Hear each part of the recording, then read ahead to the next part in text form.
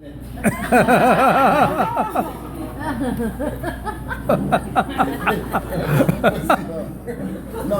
je vais ajouter une seule chose de gentil, une. Et après ça, la vérité. Je vais commencer par la fin parce que c'est la seule chose de gentil. Alors, si j'ai écrit, c'est à cause de la mémoire. Hein? Bon. Normand, je te souhaite la meilleure retraite possible et je te la souhaite avec ceux et celles qui auront la chance de la partager avec toi. Après ça, fini la gentillesse. Dire que Normand a enseigné pendant plusieurs années ou bien pendant de nombreuses années, quelle que soit la formule qu'on utilise, c'est de l'euphémisme. Pourquoi? Normand est le seul enseignant au secondaire que je connaisse qui a vu plusieurs de ses élèves partir à la retraite avant lui.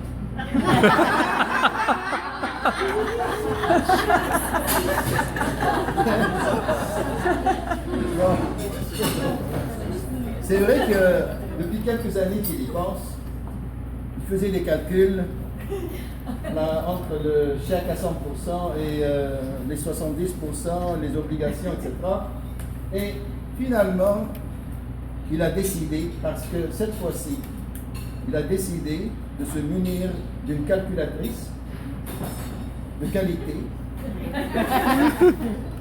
dans les magasins $1. Et calcul faisant, il a trouvé que avec ses avoirs, ses placements au Québec, Burkina Faso et ailleurs dans le monde, la calculatrice ne pouvait plus accepter plus de 8 chiffres. Donc, voyant ce total, il a décidé d'arrêter. Là, il n'y a pas de problème. Maintenant, Normand comme enseignant. Oui, c'est un travailleur acharné, c'est vrai, passionné, mais les résultats n'étaient pas toujours là.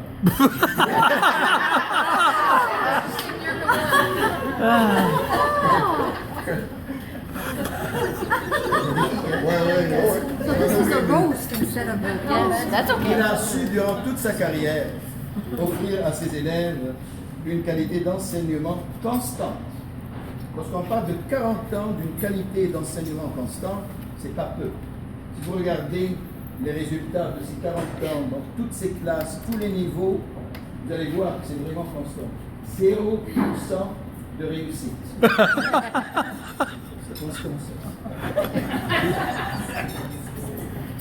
Il les invitait toujours, mais ça c'est vrai, à se dépasser. C'est ça le pédagogue qui se trouve là et non pas simplement l'enseignant qui enseigne une matière.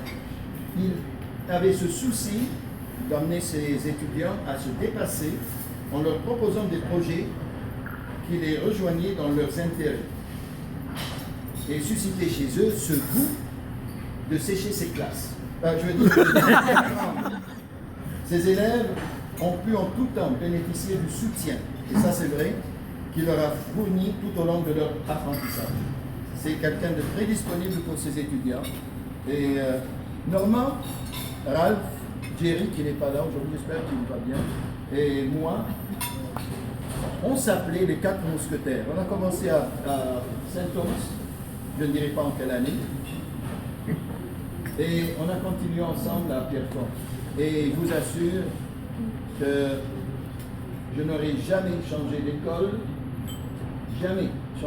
même si j'avais reçu des